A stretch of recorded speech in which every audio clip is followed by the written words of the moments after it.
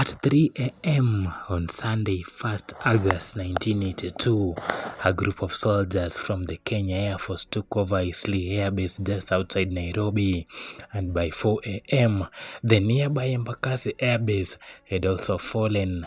At 6 a.m., Senior Private Hezekiah Ochuka and Sergeant Pancras Oteyo Okumo captured the Voice of Kenya radio station in central Nairobi, from where they then broadcasted in English and Swahili that the military had overthrown the government.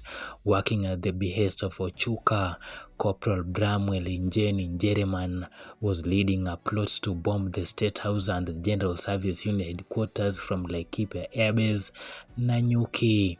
Corporal Njereman forced 3 pilots, Major David Mutua, Captain John Mugwanja, and Captain John Baraza, to fly 2 5E Tiger jets and a strike master that will be used for a mission. However, Major Mutua was aware that Corporal Njereman had never flown a jet fighter before and would likely not be able to cope with the G-forces. The pilots, while communicating on a secret channel, agreed to execute daring maneuvers to disorient their capture. The trick worked.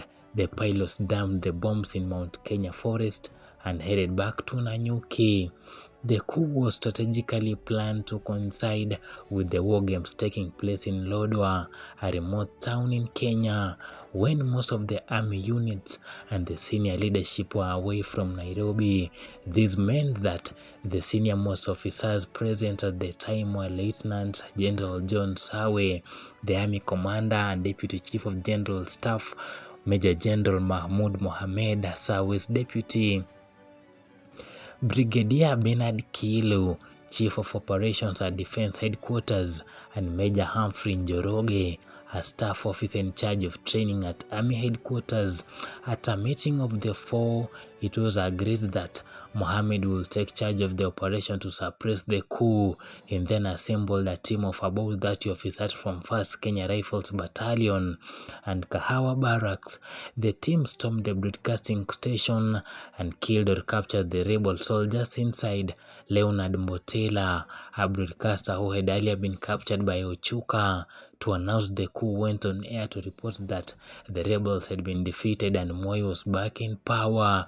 With the help of General Service Unit and later regular police, Mohammed gained control of Nairobi, causing the Air Force rebels to flee. Hezekiah Ochuka, whose rank of Senior Private Grade 1 was the second lowest rank in the Kenyan military, claimed to rule Kenya for about 6 hours before fleeing to Tanzania. After being extradited back to Kenya, he was tried and found guilty of leading the coup attempt and was hanged in 1987. Also implicated in the coup attempt were Jaramogi Oginga Odinga, a former vice president to Jomo Kenyatta, Moi'S predecessor, and his son, Raila Amolo Odinga. Ochuka had become obsessed with becoming the president of Kenya at one time in his life. He had words, "the next president of Kenya," carved on his desk, and this led him to quickly accept a proposal by Obon and Oteyo to overthrow Moi's government. He recruited some of the soldiers at his base at Embakasi, including those who ranked higher than he.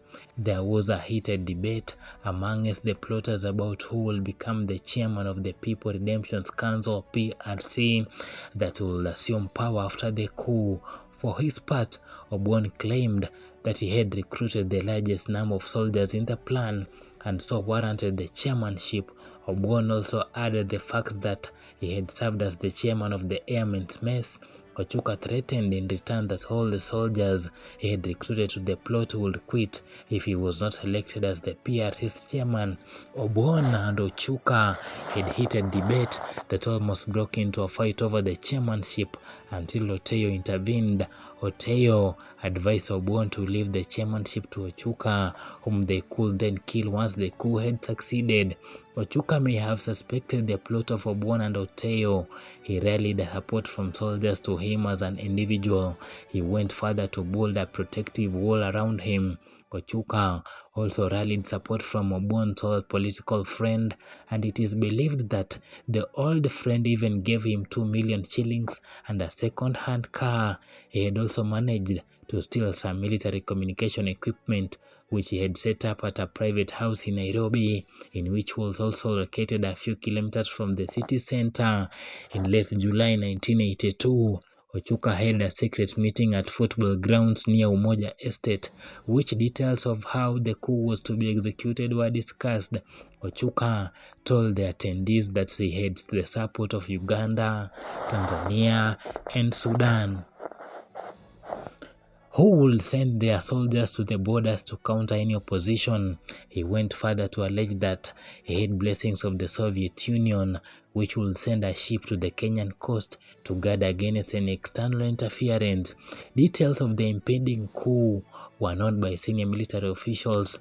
James Kanyotu, the director of Kenya Security Intelligence, had infiltrated the military and was also aware of the coup plot. After the opening ceremonies of the Nyeri SK show on Friday, 30th July, Kanyotu to arrest the officers who were planning the coup. However, President Moi was not willing to involve the police in the military matters. He preferred the matter to be dealt with internally by the military on Monday, 2nd August. However, the coup happened on Sunday, 1st August, before any action could be taken. Why the coup failed? Oteyo said that the coup failed because most of the soldiers did not execute their parts of the plan, as they were drinking and looting instead of going to arrest the president and his ministers. The coup leader Ochuka had gone to fetch a radio presenter Leonard Mambo Mbotela. The plotters' poor organization left the rebels and prepared for a counterattack. They failed to capture or kill any of the political leaders they had targeted and did not seize any army headquarters. The Air Force rebels also lacked support from within the army, leaving them with no armor or heavy arms to take and hold key installations.